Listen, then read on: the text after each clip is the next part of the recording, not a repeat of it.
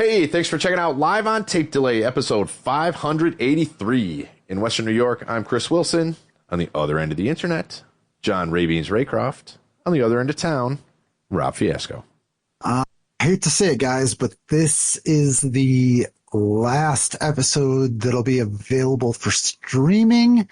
We're actually dialing it back a bit. So, if you sign up for LOTD Flicks, you can get one episode per disc. We've got over 500 discs available, one at a time, $9.99 a month. I think it's a pretty fair deal for everyone. So, details later. Just stick around and find out how. Also, no shoes allowed inside. Please wear socks. Here's 583. Enjoy.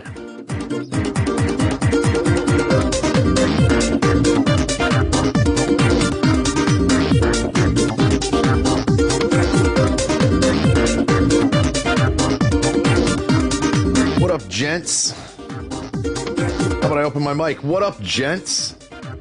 Actually, I don't have any audio. That's cool. Not at all. Kieran. Here you go. Oh. I mean, the first one was me. The first one was on me. I'll take that one. Oh, I see. Yes. 183 or 583 episodes, kids. We still can't figure it out.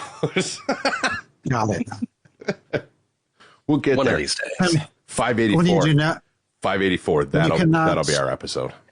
When you cannot afford the level of equipment that you need to easily and seamlessly switch between devices, then like if I could have a standalone Discord only, because like everything I connect to, you've got to change settings. Like every app, everything I use, microphone, different headphones, it's all got to be set differently. Yep. And that's and you know what? Even if you do have the equipment, it'll still reset. Still doesn't make you open that up when you start the show. You still start your show with it muted. You know, it's fine. It's all fine. It's all good. And then you'll just have random driver issues that pop up out of nowhere. Yeah. It doesn't matter. Or you'll get pops and sparks like I had last week, or the camera will die, or it's fine. It's just what we do. That's actually our biggest complaint that I've heard in our reviews. Is what? That we don't have enough technical difficulties? The cameras, like they're just not. I know. They're not clear enough for the viewers. For the listeners, I know. Yeah. We're sorry, listeners. It's all the listeners have aphantasia, so they can't picture us. That's the problem. Exactly. See, I'm bringing it back. I paid attention. Just go to the website and look at a picture of us, and then you'll be able to picture us. Yeah, and if you listen while you're driving, just put one on the dashboard. You know, print it out, put it on the dashboard. To be like the Navy pilots that keep a picture of their family on the dash. We really need to get some stickers. Just do that. Yeah, we are your family. Yeah, exactly. Yeah, we're here for you. We'll make fun of you. We'll not support you, just like your real family. Oh God. Anyway, we could get those things that people used to put in the back of their minivans that showed like how many pets and kids and everything they had. Ooh, the little outlines. Stick figure. Do that, stick figure LOTD. Yes. Yeah. I kind of like that. And I put that on the back. I like it. I like the stick figure families. Those are cute. I like when there's like a spin on it. They told me it really clued me into like how many kids and things you had, so that when I went to murder them, I just had an idea of who was in the house. Yeah, that's true. Yeah, there are no surprises. I appreciate it. Yeah, that's fine. Yeah. It's how many people am I going to run into? You know, Jesus, I'm not even going to go there. But when they do like the theme ones, because I've seen like the Lord of the Rings stick figure families and the Star Wars stick figure family. Those are cute. I like those. Like the dog's a fucking little Wookiee or something. I'm like, oh yeah, I like that. I don't know. Maybe I'm just easily swayed by marketing, which is true. Internet marketing made me buy an air purifier at $160 off on the Memorial Day sale last week. So, well, shit. Yeah, so it was pretty good because I was just going to get it on Amazon, and then it's like, of course, because I'm looking at it on Amazon, it pops up in everything else you're looking. So it's like, oh hey, 160 off, 160. So I'm like, okay. So I went direct to the store, direct to the page. Nice. $160 off, free shipping. Oh, fuck. Okay. I guess I'll do it that way. So it's good. But now I think what it's actually telling me is that my house is haunted. And let me explain. So it's the Sands, not a sponsor, the Sands model XYZ 2105. I don't know what the fuck it is. I got the big boy because it's like, my whole thing was, I'm sick of sweeping up dog hair every 2 days. And this dog, I don't know where it comes from. There's 5 dogs worth of hair in 2 days. I don't know how it works. So I'm like, if this thing helps, great. It says it helps with, pet hair and whatever else. And okay, great. If it cuts it down so I can only have to sweep every 3 days, I'm happy. So anyway, I get the thing. And there's a couple different settings on it. And one of them is it reacts to like cleaning products. And I can't remember what it's called, the VOC mode or something like that. Cleaning products, it'll say it'll set it off if you're cooking, if you're, so whatever, it'll do that. I'm doing nothing different all day. This thing is kicking along like, I don't know, the numbers reading between 50 and 100. Whatever the fuck that means, I don't know. But it's in the green. It's in the good range, right? No matter what. This is my second day of having it. Around 7:30, 8 o'clock at night, it just climbs and goes to yellow, and the fan kicks up. And then it goes to fucking blood red, and the fan kicks up for a bit, and then it'll just die back down. Nothing is happening. No cooking, no cleaning, no stirring. I don't know what's happening. I can sometimes turn mine red with a good fart. I did try that last night, and yes, I did do that. I hunched right over the thing. When it was in that like 50, 60 range. I sent this thing up over 1,000. It goes red and it tops out. It's only got a 3-digit display. 999, done. Damn. I tapped it out. But yeah, I don't know what's going on at, in the evenings where it's just like, by the way, your shit I'm gonna turn red. So I'm gonna say it's ghosts. The reality is probably I have all the windows open because it's been warm. So, that is around the time where the wind shifts. So, so I mean, that could have something to do with it. We don't need logic here. No, but I'm logical explanation. I'm staying with ghosts. So this is now it's my Sands ghost detector. Nice. Sands ghost and fart detector. You've got the whole history of your home. Find out who died there and then try to talk to them. Nobody's died in the house from what I could see. But, oh man! I mean, you could go like, wait. I mean, the house is only 1930s, and I'm only the third owner. So, okay. The first owner, they did not die in the house. The second owners never lived here. They owned the house less than a year. They did they pulled all the carpets out and they did some painting, and then never lived here, and then jetted. So their parents actually owned it. They bought it for the kids. The parents owned it. So I bought it from the parents. So they didn't really live here. And now me. So I can, all right. With confidence, I can say nobody ever died in the building. Now on the property, that you don't know. Yeah. Who knows? Yeah. Who knows? So, you don't know what kind of squatters showed up while they were living there for a year. Yeah. Well, I mean, it wasn't dead empty. It was just, they didn't live here. I think they lived here for a short period of time, but it was the kids lived here, and then the kids broke up, and the parents were stuck with the house that they bought for the kids, and they were like, fuck, that's why I got a decent deal on it.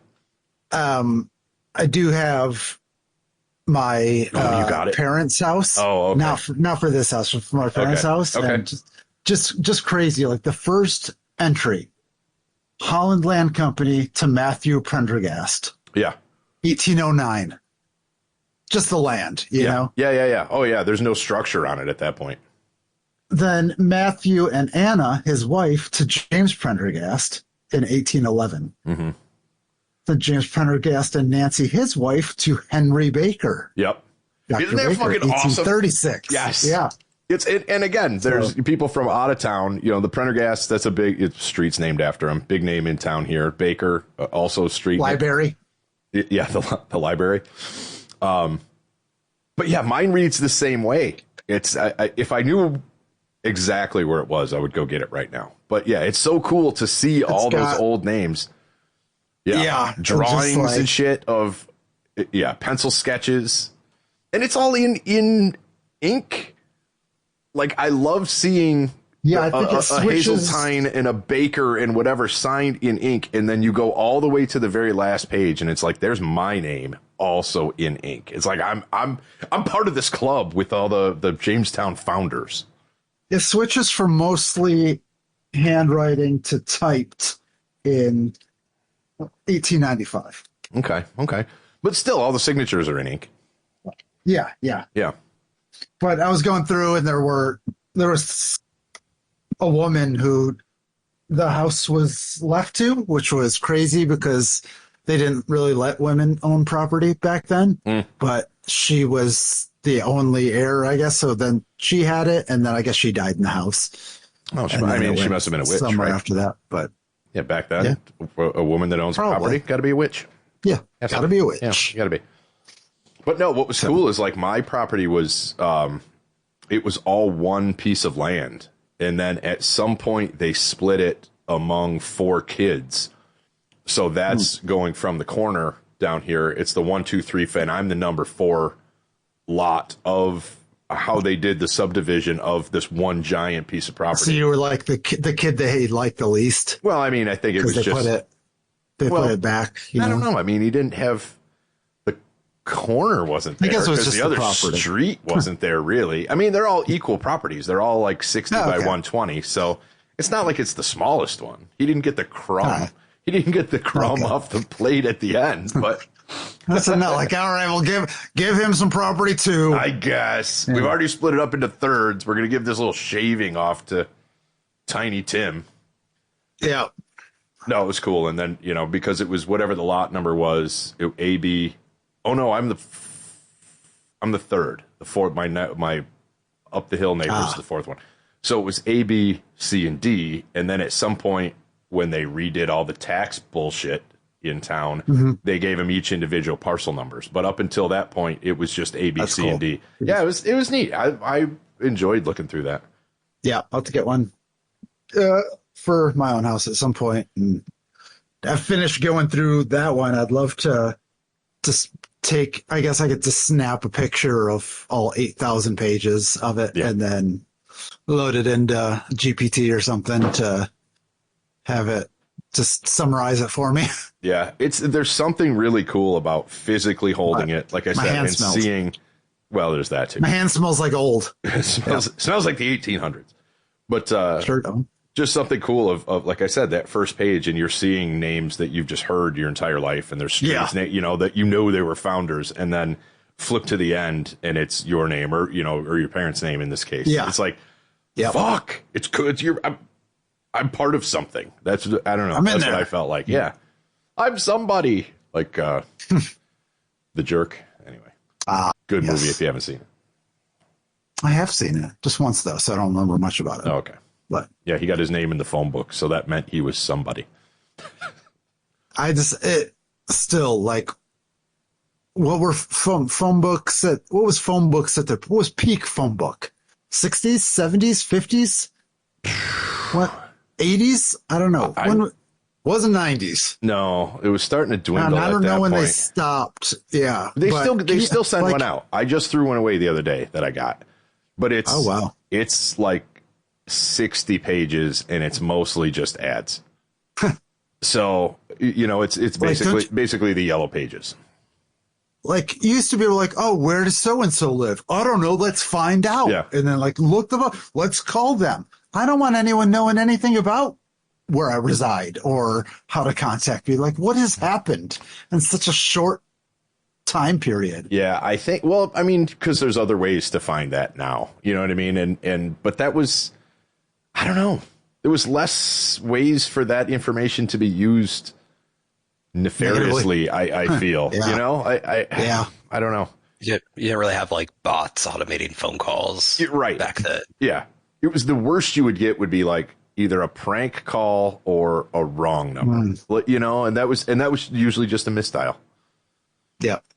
I mean, Yeah. we even had to use phone books when I was younger, and that was in the 90s, because like at that point it was you didn't want to have to log into like AOL to go look up like a phone number somewhere, because that would take longer than just looking in the phone book to look up like the pizza number or something like that, you know? Right. That's why you had it scrawled down on the writing desk, in the roll desk. That's why I wonder, you see companies and they're like ABC Lawn Company, you know, like they all start with A, and it was to get higher showing in the phone book. Yep. Which now isn't a case. Working for a company that starts with an A, I know, and that was no accident. According to Google AI, peak phone book usage occurred in the late 90s and early 2000s. So it would have been right before the cell phone really Everyone's took got off. a cell phone. They're like, how do I call? Who can I call? Well, just, I mean, early 2000s, it was just really taking off. Was, you know, cell phones were it was still expensive as fuck. You're still paying per minute. Yep. I think I got my first one in 99. I don't know, right after we had the beepers. Yeah, mine would have been in there somewhere because I worked at Radio Shack and they were like, oh, you're supposed to be selling these. So here, you're going to get one, but we're going to give you a severely discounted. So I was paying like $12 a month for my phone plus usage. So I just wouldn't use it until after 9 because 9 to 9 was free. Yeah. Free nights and weekends. It's like, yeah, I'll call you back after 9. That's a good title. Free nights and weekends. Yeah. New band name. Hell yeah. Put it in the list. Again, like, I don't know, kids don't realize that anymore. I guess some of them do if there's a data cap. No. So it's the same sort of, I think they're running into it with the data cap. Do kids run into data caps? Is that like a problem they have? Mine does. Aren't you on Wi-Fi anyway most of the time? Yeah, but like how long? They're out and about. For kids. Kids are out and about. And they can't, not do their, now I'm going to sound real old. They can't not do their TikToks when they're out and about. That's right. Yeah. Yeah. I was like, I'm always like tethered to Wi-Fi. So I think I have unlimited. I'm sure there is a cap where they throttle me, but I don't. I must not come close to that ever. Yeah, I'm on a shared plan with like 4 other. It's me and 5 other lines, and we've got like 30 gig, and we haven't collectively gone over in a long, long time. So amongst all of us, it's fine. So, but yeah, if I'm at work, I'm on Wi-Fi. If I'm here, I'm on Wi-Fi. In the car, I guess maybe, but what are you pulling in an hour of a podcast or anymore? It's audiobook, which is downloaded. So I'm not using data there, So I don't know. But I think I'm averaging like 4 gig a month. Your phone's constantly going out and grabbing those ads about whatever it hears you talking about. Yeah, that's true. Exactly. But yeah, I think I'm averaging like 4 gig a month. Me personally. So it's like, all right, I'm okay with that. Not bad. No. I don't know where that lands with the average, but don't care. That's what I'm doing. I don't know. It's under 30, and that's all I care about. Me and my 5 other people.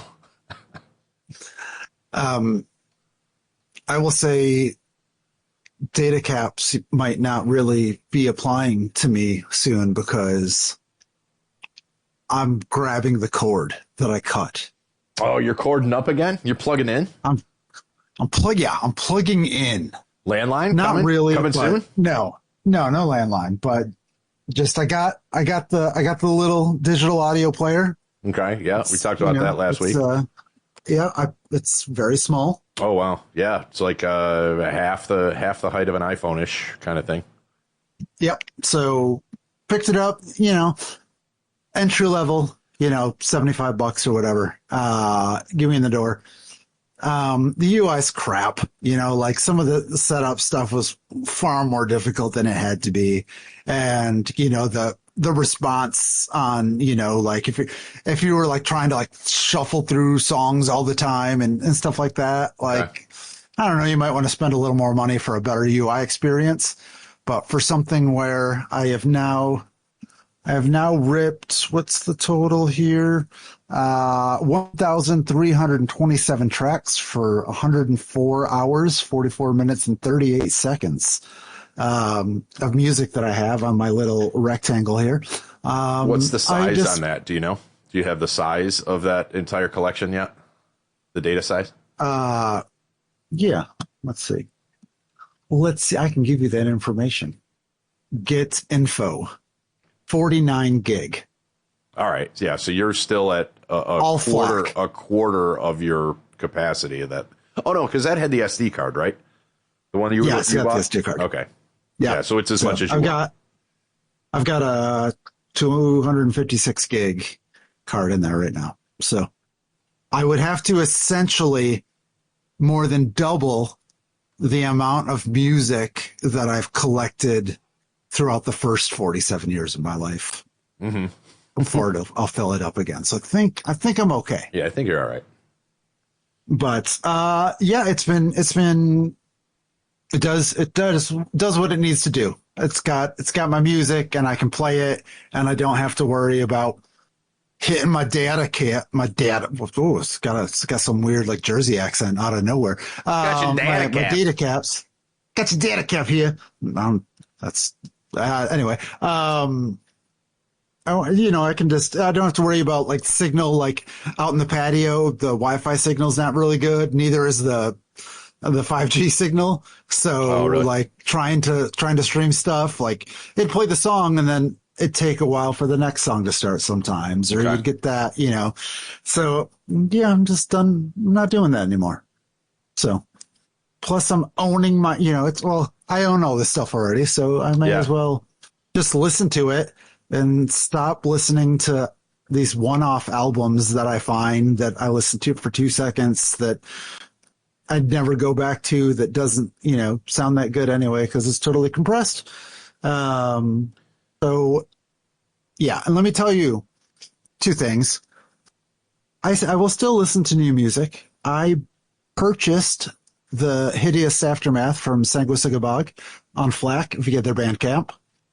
But then also, if you go to like record labels on Bandcamp, so I was looking at Metal Blade, and they had, I picked up Sacred Reich, and I think like Fate's Warning album, and the John Arch and Matthias, one of their albums that they put out together, and they were like $5.99, $6.99 a piece for FLAC, or for anything.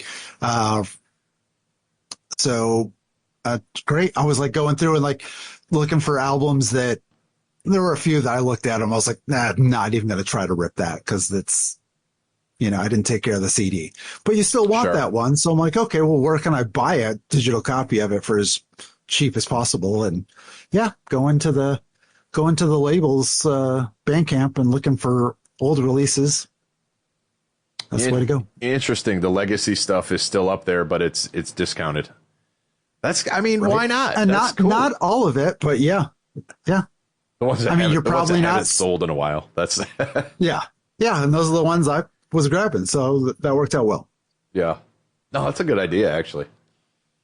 No, do also, a lot of through Bandcamp, they don't have to do all the same cost in terms of like, if they were putting it through like the label's website or something like that. Like a lot of times it's just like the artist, but like you said, you bought it from Sacred Sugarbog, like that was probably directly through their site that they had put up there themselves, type thing.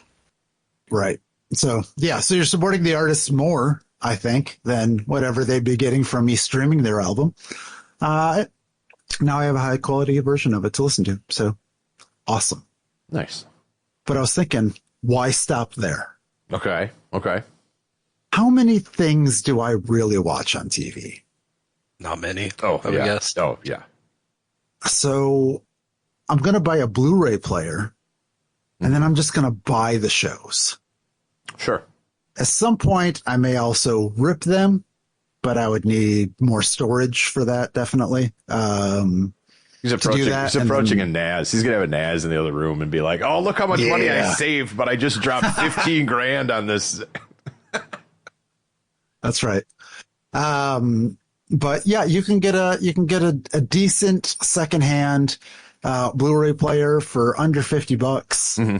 And I've been Blu-rays are fairly cheap. Even new, looking at just like Walmart.com, like there's so much shit that's out on Blu-ray that I had no idea. What is a current like new release Blu-ray going for? I don't have any idea. Anything that I've bought has been like TV show box set kind of things, or that's what I've been looking at, or like older movies. So I don't know. It used to be in that like $25 range for a Blu-ray, and it was like 15 to 20 for a DVD back when you could get one or the other. You know what I mean? Last week when we were talking about this, or the week before that, or whatever, I looked up like Oppenheimer, for example, and I think like the 4K box set that includes Blu-ray and DVD was like $30, but like Blu-ray on its own was like 15, maybe. Yeah. Okay, so it's still right in that pocket. Okay, well, what is this? These are Walmart prices. The newest Avatar, $22. Tom Cruise Last Samurai, fuck yeah, $5. Yeah, I mean, you get a lot of the older ones. Django Unchained, $5. Like, release date. Yeah, that didn't help. No, there was like a release date kind of thing. Yeah, Lord of the Rings box set, $40. You know. Yeah. So, all right, they're right in there. Yeah, I was thinking I could eliminate Peacock. Like never, that won't work. I'll have to figure out the logistics. I'm just trying to get it down to like, give me my YouTube TV, which has my live stuff. Give me like one other streaming service that I pay for. Mm-hmm. And then if I want to watch anything else, like find it on Pluto or Tubi or whatever, like I'm not going to pay for it. And if I really like it, I should own it. And a lot of times, like, it's funny you bring up Tubi. Tubi tends to be my first go-to because anything I'm like, oh, I haven't seen that in a while. That's where it's going to be. You know what I mean? So I'll at least check the free first. And I found, man, like I was looking for Mallrats forever. And I'm like, oh, it's Amazon's got to have it, right? Oh, no, well, Netflix isn't going to have it. Oh, I'll check Hulu. And I check Tubi. There it is on Tubi. I'm like, all right, nice. I'll fucking watch Mallrats it's 30 years old. Tubi also has I think we've talked about this before, but they have an endless selection of horror movies that are fantastic on there. Yeah. Even their on Tubi made ones are great. Yeah, they are. They've been doing their own content. So that's a whole different animal. And I've been going to all these estate sales, and sometimes they have Blu-rays. But I actually bought a DVD. I've never seen this movie, but I've wanted to. So now at least I own it. It was $1. I just can't see that. I can't read it either. Yeah. The Darjeeling Limited. Oh, okay. Yeah, it just had a glare on it. I see it. Yeah, but it's a Wes Anderson movie. Got it for $1. Yeah. So that could be a way to. I could even turn it into a game. Like, there's so many movies I haven't seen. I'll watch them when I find them and get them on Blu-ray. I've been waiting for the perfect experience to watch some of these films. All right, like I want to make fun of that, but I'm the king of like mental, mind fucking yourself in order to do something. So I applaud the creativity in that thought process. That's what I'm going to say. And if you ever want to get speakers for your digital audio player, you could get a set that works with the Blu-ray player, and then you could have the true like at-home theater experience with great sound and great picture quality. That's what I'm looking for. Never leave. I'll tell you, that's one thing. I'm still holding on to my 20-year-old 5.1 surround setup. This thing is, I've patched this together and ripped it apart and resoldered shit and ripped pieces off and put external pieces on to just keep it's on life support. I love it. There's nothing like especially like an action movie or something where Star Wars or some, I don't want to say a war movie, but like like Top Gun or something like that. Sitting there in 5.1, dude, in your house. Oh, it's so good. So yeah, I'll get there. I'm still limping mine along. I want to do like more of like a novelty or retro vibe on like the third floor. Maybe not with like a CRT TV because I'm not carrying that up that many flights of stairs. Unless it's like a 13-inch. Yeah, but doing something like that, maybe. I don't know.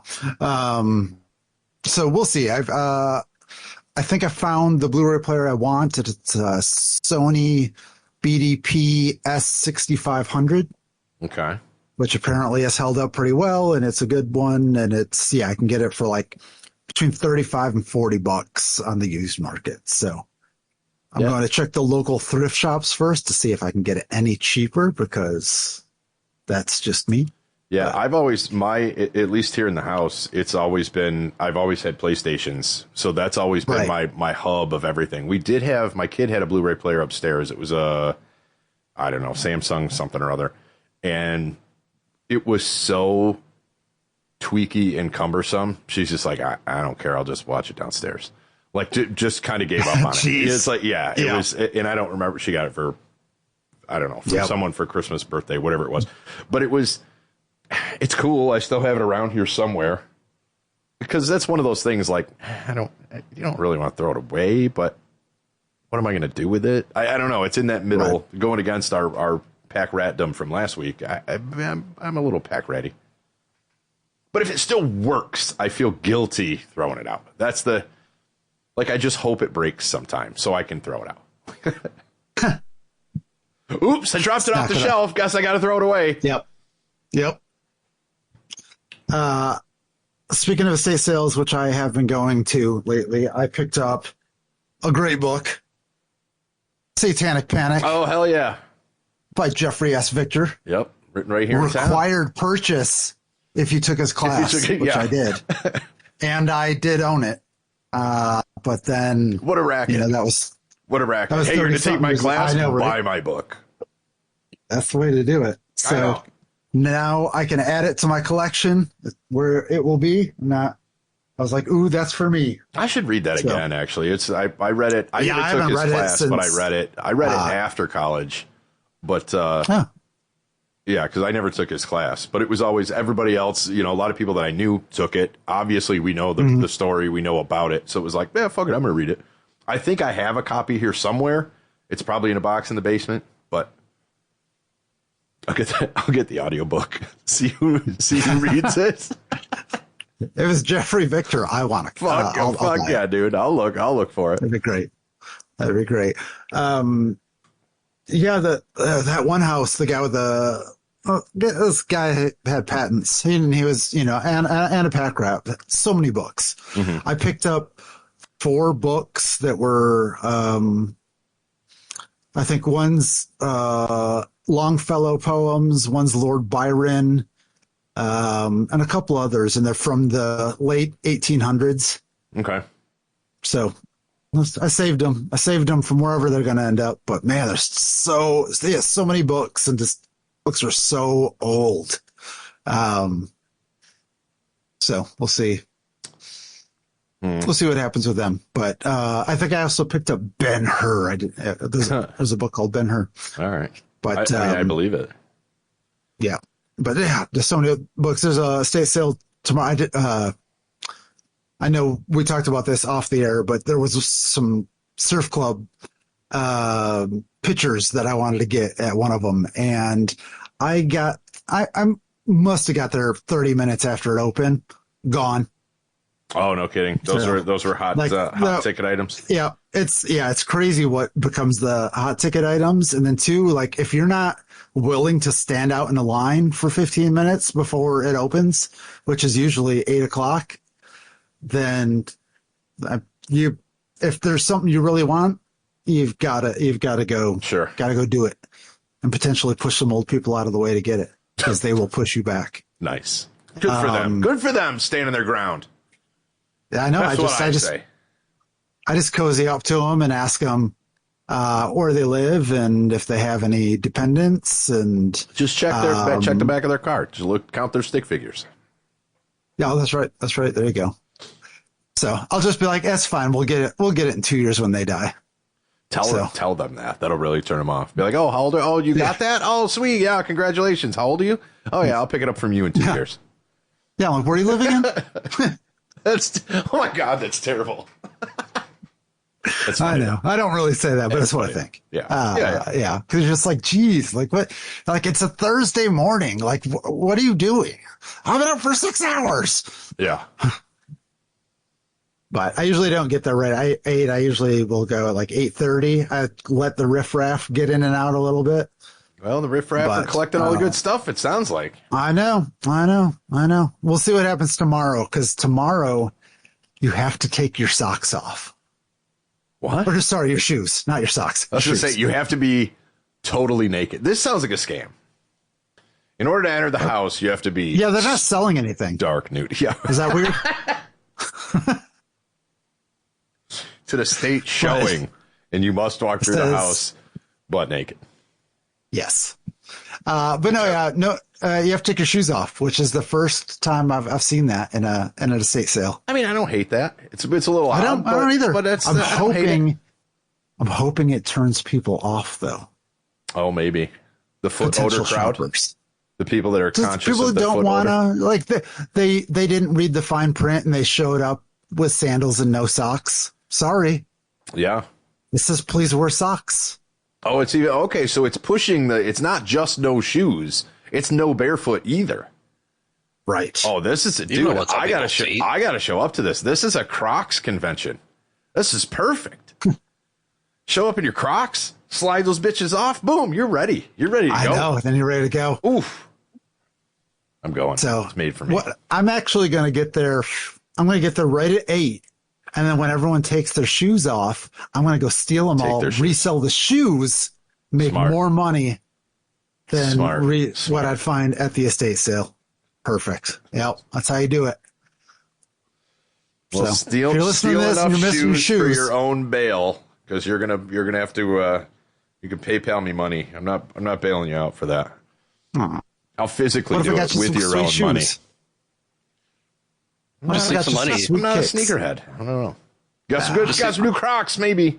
I don't know. You think the people that are going to the estate sale at 8 o'clock in the morning on a Thursday in Western New York are rocking tight kicks? I don't know. No, you're probably get you a pair of slip-in Skechers or some New Balance. Yeah, some Nike slides that are all blown out on the bottom. What happened? I can see that. What happened to New Balance? They're like a cool shoe. Oh, I know, but now they're for like dads. Oh, see, I think it's going the other way back around again. I think they're becoming more like the technological shoe now. It was for dads. Oh, really? Yeah, because they were just plain white. That was like, what are you talking about? But yeah, technological shoe. Yeah, what? Like we're all the cutting edge whatever shit. Like it's probably all marketing. It makes piggy sounds when you step down on the heel. Exactly. Or, where Reebok had the pump and Nike had the air and Asics. I don't even think exists anymore. They had the Nike gel. also had a pump. It did not do very well. Yeah. It was a separate pump. I think Asics at this point pretty much only make running shoes and wrestling shoes. At least that's what I know them for. But they're full of gel. I remember that. I used to stick my pen and try to stab the little plastic pieces that were like the air cushions. Pop the air. Yeah, that was, yeah. Yeah. I just wanted to ruin the really expensive shoes that my parents worked hard to get me. Yeah, exactly. Yeah. Huh. Just leave some money behind at the estate sale when you take all the shoes, and then just say you thought they were part of the estate sale. Yeah. Just put it, a couple of bucks, take some cash with you, put a couple of bucks in like an urn or something and be like, I thought it was a tip jar. I thought it was donations only. Thanks for the shoes. Yeah. Just write the review afterward. Thanks for the shoes. Left a good donation. It's terrible. It's weird you wanted me to get naked though. I know. I needed to wear something out of the house. But yeah, that's estate sales and tarp skunks. That's what I've been. I've missed the last two. I've been to just 2 games. Just 2. I think there's only been 2 home games, right? Or maybe, at the time of recording. Just 2. Yeah. The first game, the home opener, we haven't recorded since then, right? When was that? Nope. Last Friday. I knew I was going to be late, and we had talked about going down, and I was like, okay, because I think first pitch was like 6:30. I'm like, okay, I'm going to get there at like 7. I can't get there till 7, but it'll be fine. Be all right. So I get down there, and it's like they've already got the parking lot closed off. There's parking on the side streets for blocks. And I'm like, all right, well, yeah, I'm lazy enough. I'm not doing that. And then I saw some posts on Facebook or Instagram or something. It was like record attendance that night. So, again, home opener. Good for them, though. That's awesome. Sucks I got to miss out, awesome. But I'm a little lazier than maybe other people. I think I checked the attendance for the Olean home opener, and it was like 400. Oh, really? Or something compared to like 2,000. Which, again, is still only, I think, half capacity. I think Dietrich Park holds about 4,000, if I'm not mistaken. I looked this up not long ago. My dad and I were talking about it. I'm looking that up. Well, you look that up. I'm going to look this up. There was a way to see how many people were at... Oh, Tarp Skunks are currently up at the bottom of the 10th. Nice.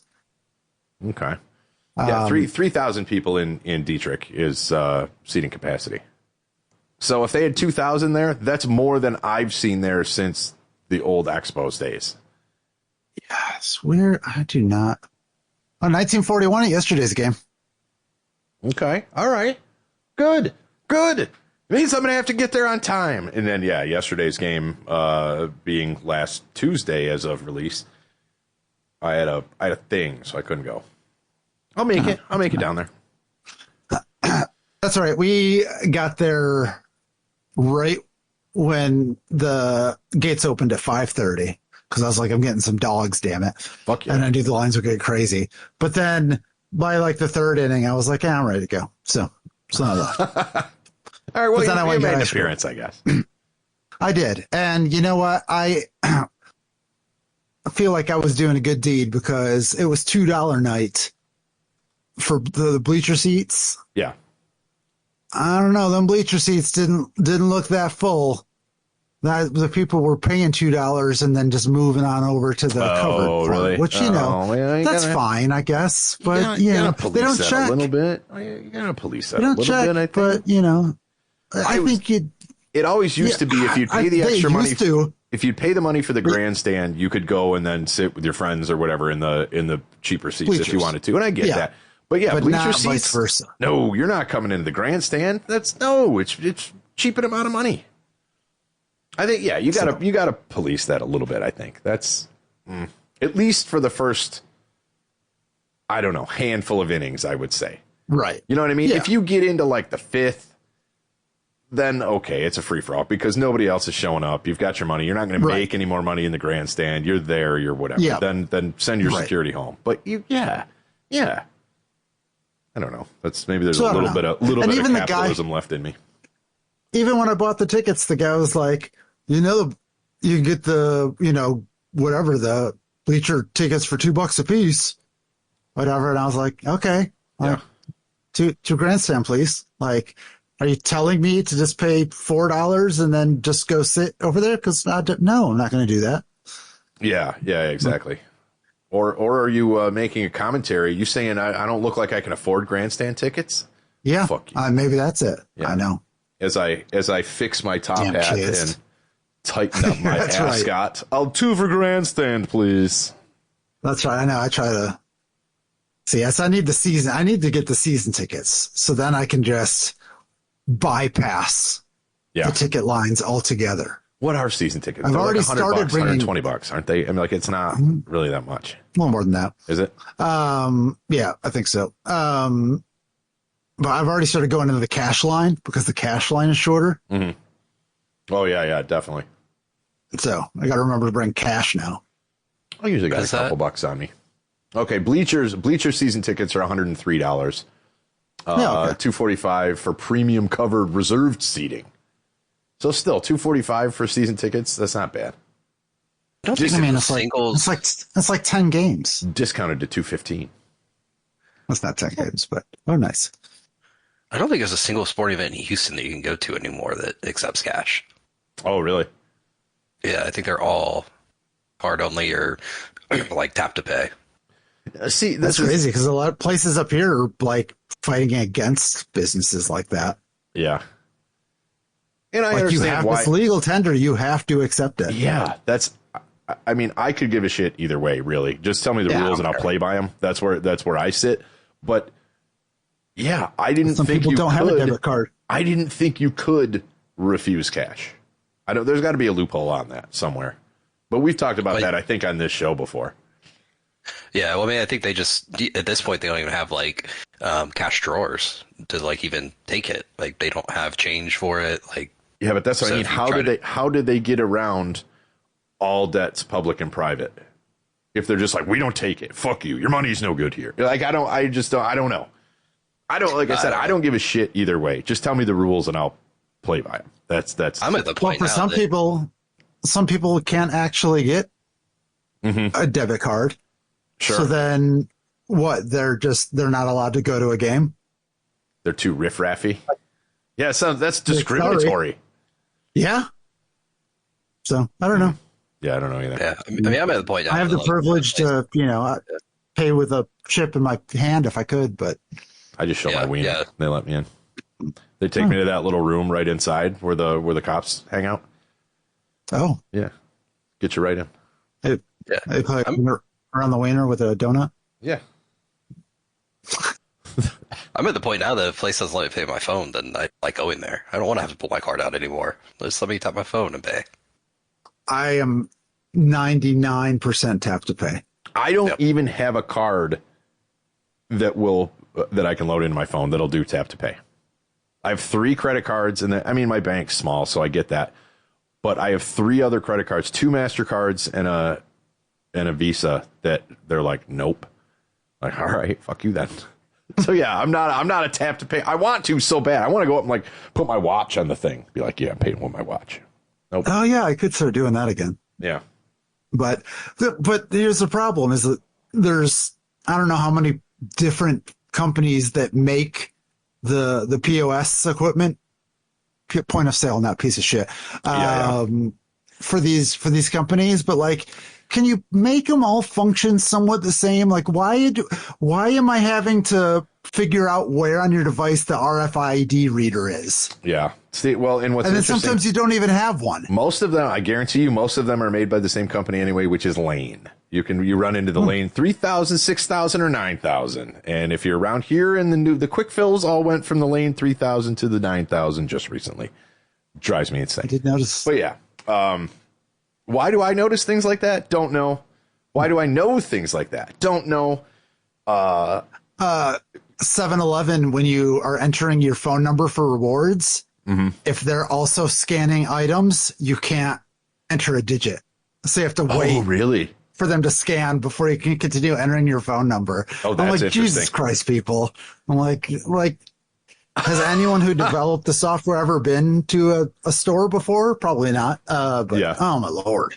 HEB has the same thing. If they're scanning the items and you go to enter your phone number because you have like coupons on your HEB account, yeah, it like freezes the thing as the person's scanning it, and it takes a few seconds for it to like process all of it, and then they can continue scanning your items. Oh, interesting. I've had Country Fair Citgo which ironically on their Lane 9000s, they have a little sticker that's exactly what you're talking about, and it says tap.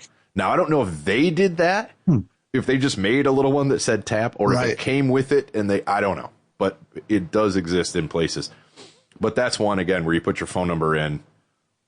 But I'm usually getting so few things that I just throw it on the counter. By the time I even turn to the thing, they ring up my coffee and 2 fucking Slim Jims, and I'm ready to go. So it's like, oh, I'll just put in my number. But yeah, I hate when it's different. Even with the same pin pads, it seems to be like different firmware. I don't know. I don't know how the cap lanes work with the separate POSs. It should all be the same, but what do I know? I have almost zero luck doing tap to pay when I'm getting gas.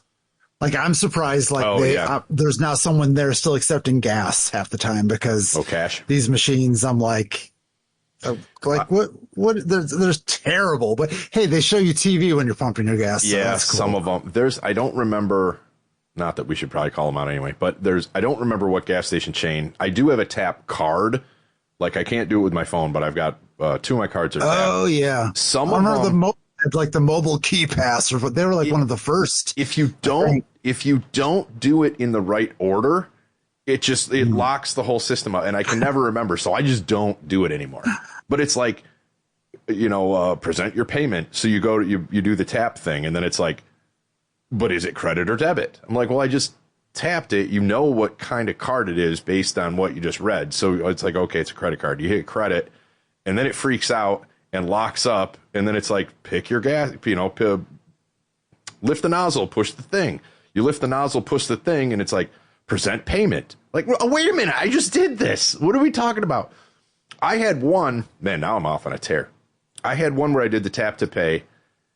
It got, I don't know, it was some circular thing, and it was like, no, insert your card. Okay, so I insert my card. It clamps down on the chip and then wouldn't let go. But the machine was all locked up. So I'm just like I'm trying to tug the card out. I didn't want to rip it out because it's literally, it's, a thing in there that's clamped on your card. So I'm like, what do I do? So I'm like, spam and cancel. I hang the pump up. I'm like, what? But it was like, I'm standing there for like, I don't know, maybe 60 seconds. And the thing finally is like, click, click, lets the card out. And it's like, transaction canceled. Okay, what? Why? Because I tapped first and then I don't know what's happening. Yeah, you'll never know. Yeah. So anymore, I just don't use the tap at that particular chain. I slide the card in. Done. Easy. And there will be times where I'll be having a problem and it'll just say, see cashier inside. Mm-hmm. And I promptly get back in my vehicle and go to a different gas station. Yeah. Nor a lot of times I am not going to talk to someone about pumping gas. Like, no. Yeah. The only that happened one time where I had gone up, I had tapped my phone on it. I had started the transaction. The whole system reset randomly without warning.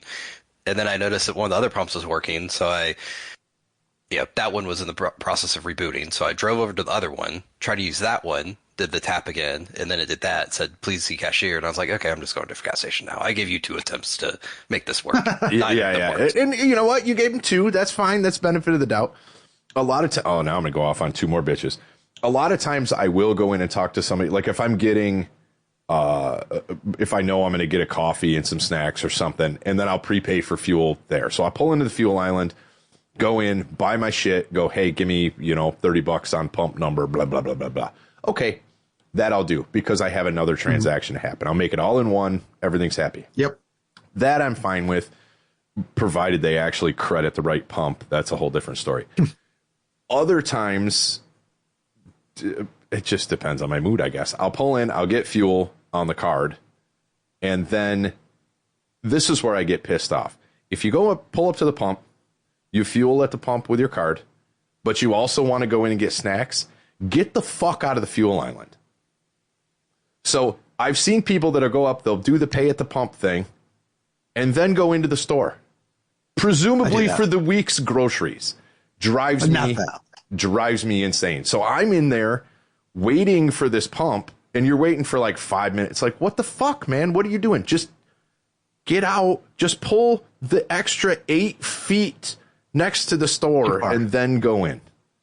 You're going that far anyway, So yeah, that's, I don't know. That's, I guess, truck driver etiquette. You'll get beat down in the parking lot if you leave your truck in the fuel island.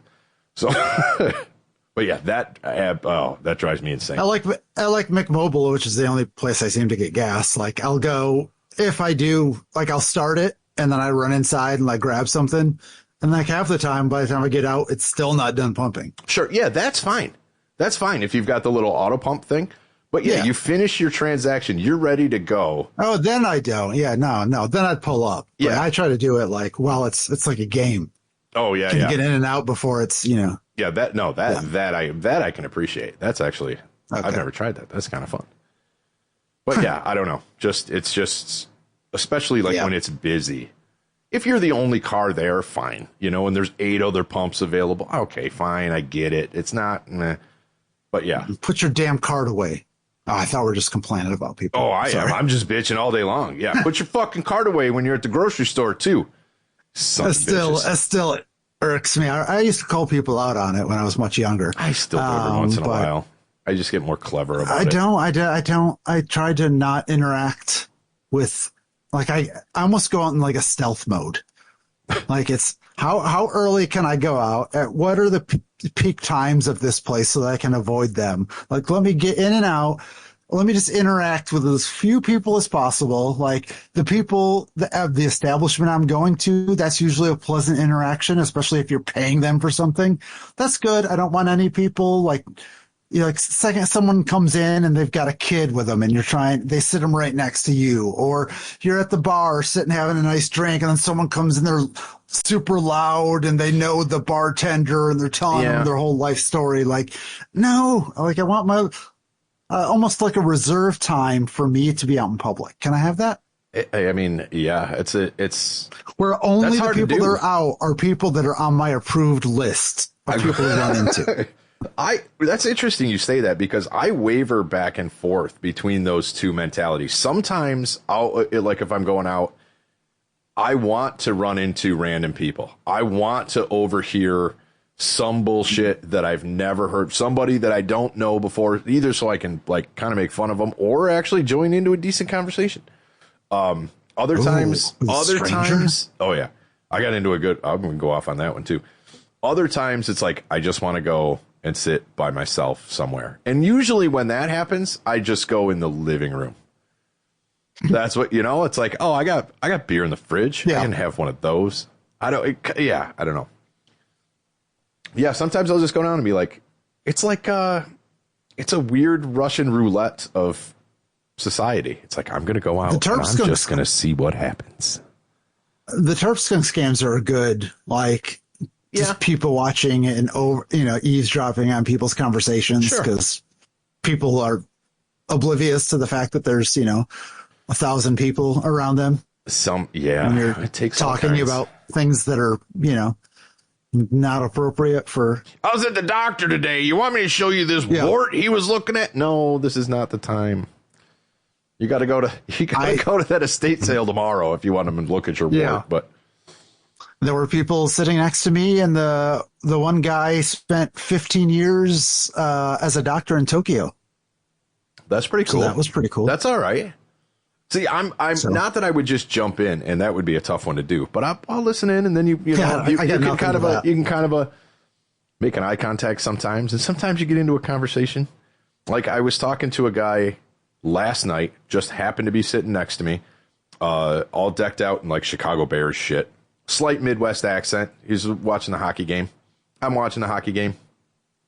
I look over. He's got a giant fucking Super Bowl style ring on. And I'm just like, I'm kind of noticing it. I'm watching the game and I'm sort of drinking my beer. Finally, I'm just like, what's a hell of a ring? What's the story?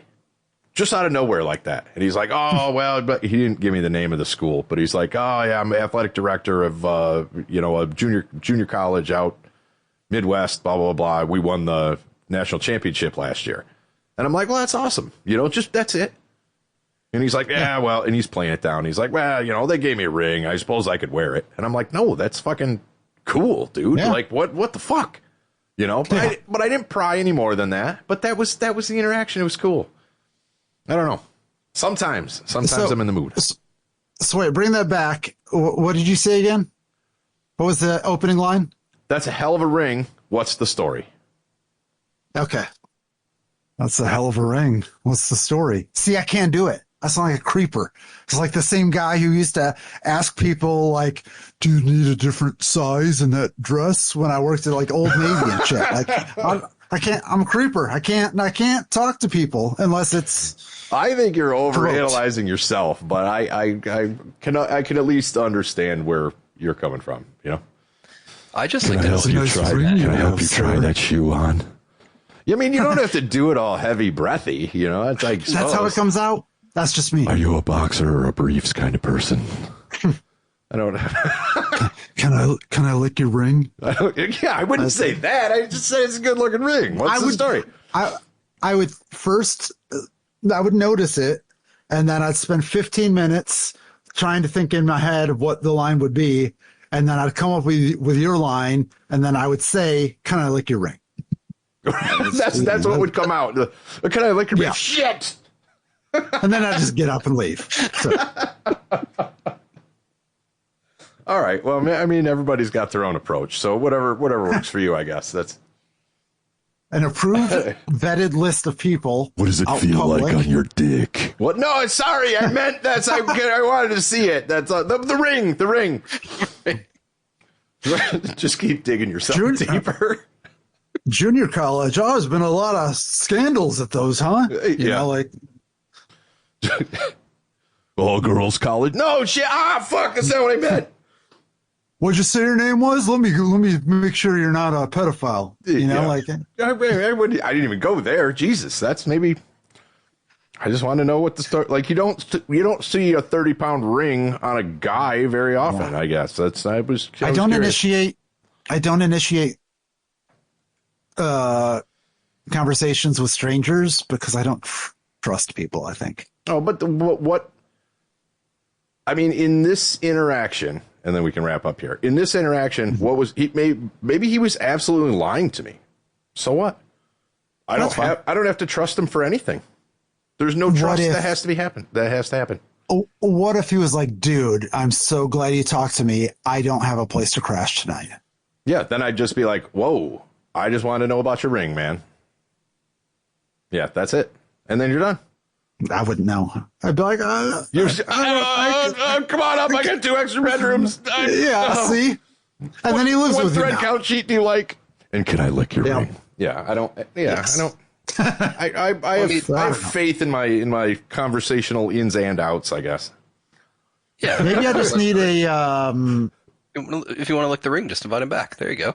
Problem solved. Yeah, exactly. Yeah. When he's sleeping, just steal the ring, lick it, stick it on your ween. I don't know, whatever you want to do. No I'm going to judgment. get an outside proxy.